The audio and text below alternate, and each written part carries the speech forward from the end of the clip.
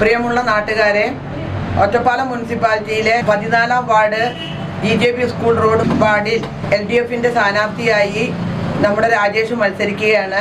കഴിഞ്ഞ 5 വർഷം അദ്ദേഹം ഒറ്റപ്പാലം നഗരസഭയുടെ വൈസ് ചെയർമാനായിരുന്നു.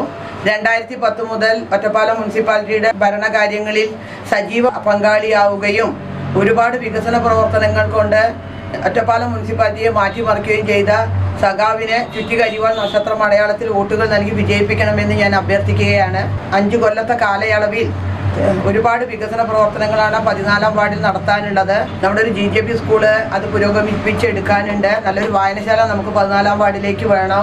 വികസന പ്രവർത്തനങ്ങൾക്ക് മുൻതൂക്കം കൊടുത്തുകൊണ്ട് പ്രവർത്തിക്കുന്നതിന് രാജേഷിനെ പോലെയുള്ള ഒരു സ്ഥാനാർത്ഥി തന്നെയാണ് നമുക്ക് ജയിച്ചു വരേണ്ടത്. വമ്പിച്ച ഭൂരിപക്ഷത്തോടു കൂടി രാജേഷിനെ വിജയിപ്പിക്കണമെന്ന് ഞാൻ അഭ്യർത്ഥിക്കുന്നു.